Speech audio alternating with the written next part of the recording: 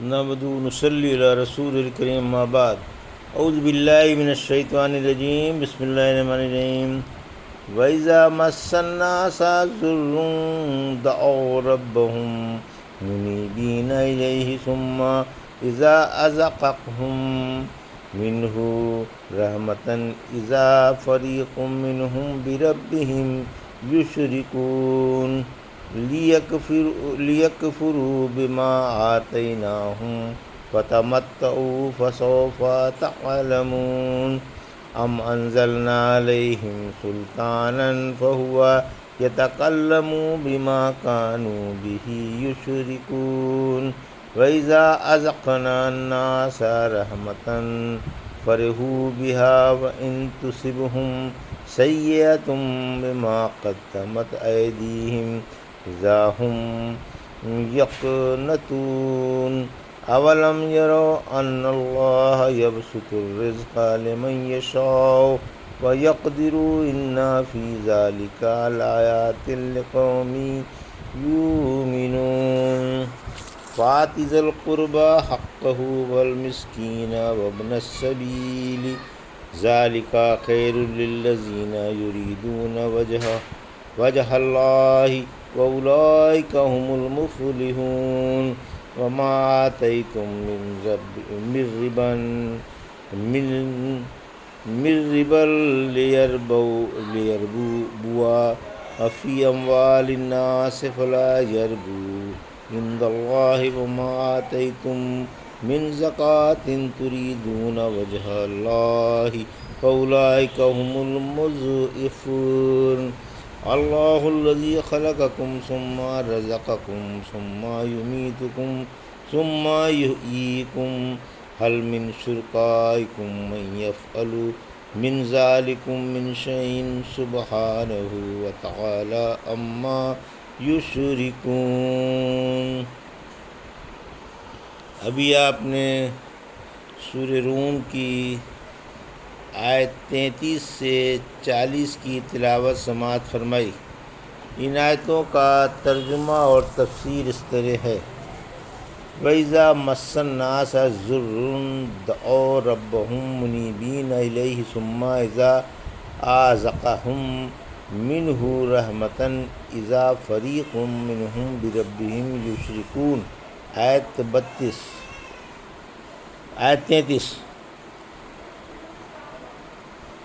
لِيَكْفُرُوا بِمَا آتَيْنَاهُمْ فَتَمَتَّعُوا فَسَوْفَ تَعْلَمُونَ۔ آیت 34 أَمْ أَنزَلْنَا عَلَيْهِمْ سُلْطَانًا فَهُوَ يَتَكَلَّمُ بِمَا كَانُوا بِهِ يُشْرِكُونَ۔ آیت 35 وَإِذَا أَذَقْنَا النَّاسَ رَحْمَةً فَرِحُوا بِهَا وَإِن تُصِبْهُمْ سَيِّئَةٌ بِمَا قَدَّمَتْ أَيْدِيهِمْ إِذَا هُمْ يَقْنَطُونَ۔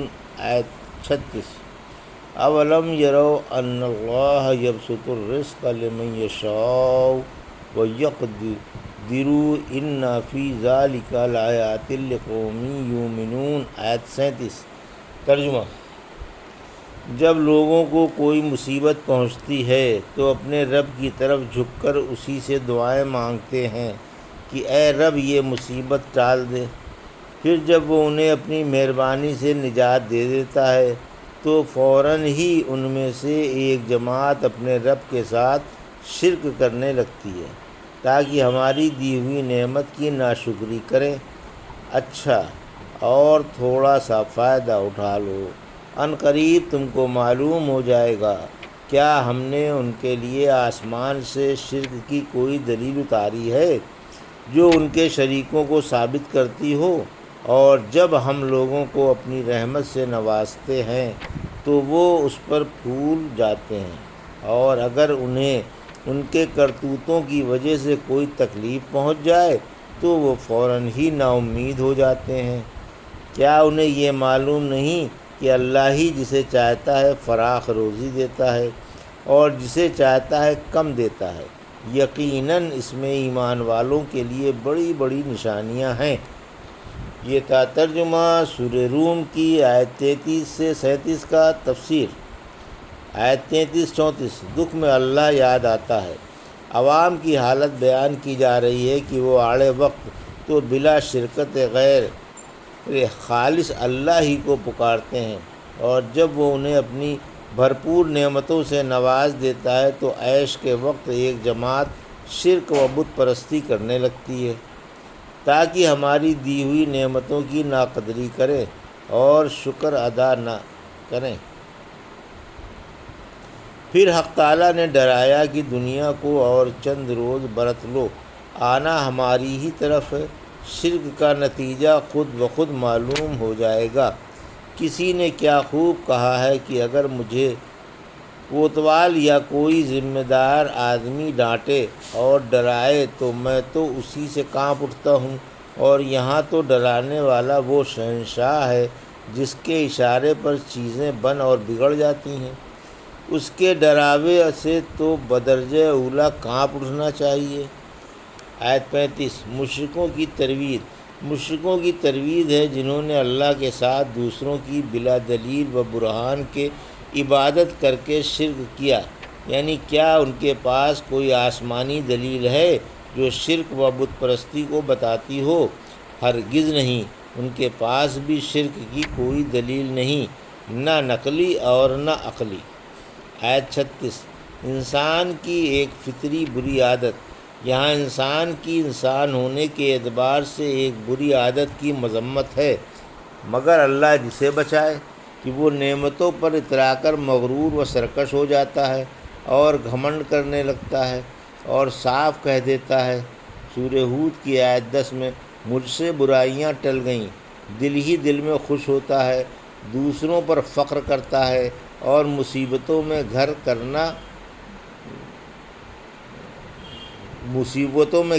نا امید ہو جاتا ہے اور آس توڑ بیٹھتا ہے کہ اب کبھی مجھے آرام نصیب نہ ہوگا۔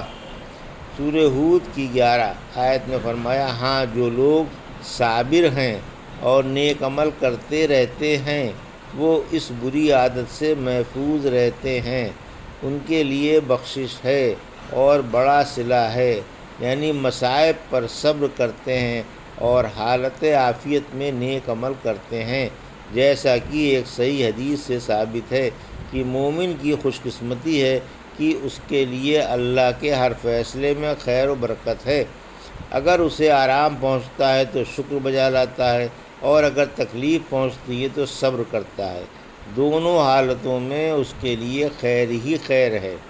آیت 37 روزیوں میں کمی بیشی اللہ کے اختیار میں ہے، یعنی اللہ فعال و مختار مطلق ہے، وہی اپنی حکمت و عدالت سے روزیوں کو گھٹاتا بڑھاتا ہے، کسی کو مالا مال کر دیتا ہے اور کسی کو تنگ دست و قلاش بنا دیتا ہے۔ اس میں بھی ایمان والوں کے لیے اللہ کی معرفت کی نشانیاں ہیں۔ فَآتِ ذَا الْقُرْبَى حَقَّهُ وَالْمِسْكِينَ وَابْنَ السَّبِيلِ ذَلِكَ خَيْرٌ لِّلَّذِينَ يُرِيدُونَ وَجْهَ اللَّهِ وَأُولَٰئِكَ هُمُ الْمُفْلِحُونَ۔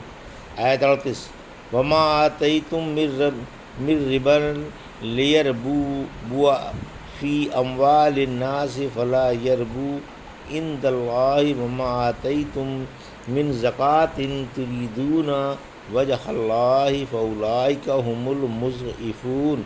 آیت 39 اللہ الذی خلقکم ثم رزقکم ثم یمیتکم ثم یحییکم هل من شرکائکم من یفعل من ذلکم من شیء سبحانہ وتعالی عما یشرکون۔ آیت 40 ترجمہ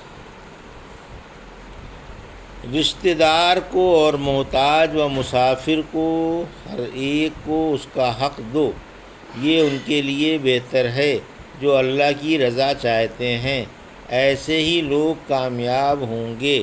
تم اپنا مال جو بیاج پر دوسروں کو دیتے ہو تاکہ لوگوں کے مالوں میں تمہارا مال بڑھتا رہے، وہ اللہ کے نزدیک نہیں بڑھتا، اور جو اللہ کی رضا جوئی کے لیے زکوٰۃ دیتے ہو تو ایسے ہی لوگ مال بڑھانے والے ہیں۔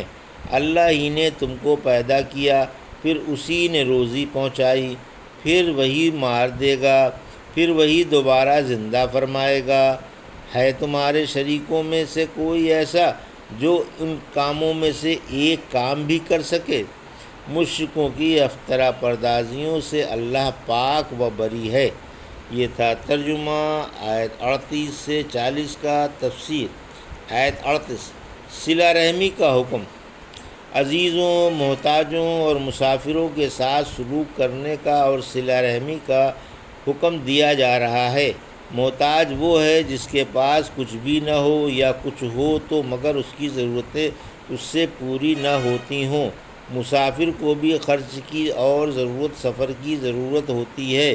پھر فرمایا کہ اللہ کی راہ میں خرچ کرتے رہتے ہیں، یعنی ان کے سامنے ہمیشہ آخرت رہتی ہے جو آخری گھر ہے اور جہاں سب کو جانا ہے۔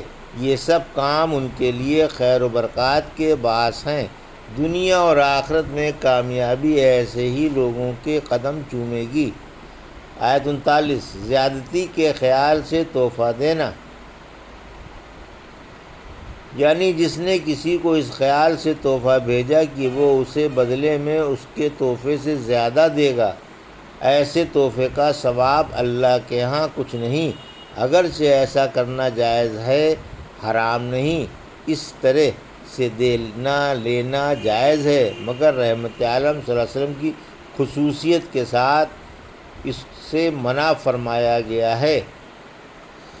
ابن عباس فرماتے ہیں سود دو قسم کے ہیں، ایک سود تو حرام ہے اور ایک حلال ہے۔ پہلا سود بیاج ہے، دوسرا سود ہدیہ ہے، جو دوسرے کے پاس سے بدلے میں زیادہ ہو کر آیا ہو، یہ جائز ہے۔ پھر آپ نے ثبوت میں یہ آیت سنائی، زکوٰۃ خیرات میں ضرور ثواب ملتا ہے، اسی وجہ سے حق تعالیٰ نے فرمایا کہ تم اللہ کی رضا کے لیے جو زکوٰۃ نکالتے ہو تو ایسے لوگوں کو اللہ بہت بڑھا چڑھا کر ثواب عطا فرمائے گا۔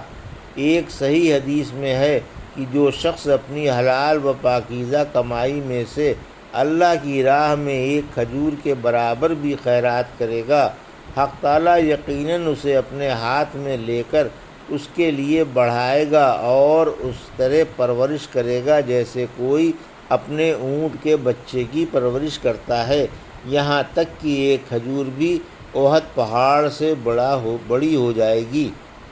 آیت 40۔ روزی رساں اللہ ہی ہے، یعنی پروردگار عالم ہی خالق و رازق ہے۔ انسان ماں کے پیٹ سے ننگا، بھوکا اور بالکل ناسمجھ پیدا ہوتا ہے اور اپنے اعضاء اور قوت سے صحیح فائدہ نہیں اٹھا سکتا، پھر اللہ اس کو تمام چیزیں دے دیتا ہے اور اس کے پاس کپڑے لتے، مال جائیداد، گھر بار، تجارت و بیوپار سب کچھ ہو جاتا ہے، حتیٰ کہ اور سوائے کہتے ہیں ہم رحمت عالم صلی اللہ علیہ وسلم سے ملنے گئے، آپ کسی کام میں مشغول تھے، ہم نے بھی آپ کا ہاتھ بٹایا، آپ نے فرمایا جب تک تمہارا سر ہلتا رہے اللہ کی روزی سے نا امید نہ ہونا، کیونکہ جب بچہ ماں کے پیٹ سے پیدا ہوتا ہے تو سرخ ہوتا ہے اور اس کے جسم پر ایک چھلکا بھی نہیں ہوتا، پھر اللہ ہی اسے روزی پہنچاتا ہے۔ پھر فرمایا کہ تمہارے جھوٹے معبودوں میں سے کوئی ایسا بھی ہے جو مذکورہ بالا کاموں میں سے کوئی کام کر سکے؟ ہرگز نہیں، یہ کام کسی کے بھی بس کے نہیں، اللہ کے سوا نہ کوئی پیدا کر سکتا ہے، نہ روزی دے سکتا ہے، نہ روح پھونک سکتا ہے اور نہ روح قبض کر سکتا ہے، پھر وہی قیامت کے دن دوبارہ زندہ فرما دے گا۔ اللہ شریک و نظیر ہے، ہمسر و ہم رتبے سے اور والد و ولد سے پاک و بری ہے، وہ تو تنہا ہے، اکیلا ہے، بے نیاز ہے، نہ اولاد والا ہے، نہ ماں باپ والا اور نہ اس کا کوئی ہمسر ہے۔ یہ تھا سورہ روم کی آیت 33 سے 40 کا ترجمہ اور تفسیر جو بھی آپ نے سماعت فرمائی۔ بارک اللہ لی و لکم فی القرآن الحکیم و نفعنی وایاکم بآیات الذکر الحکیم۔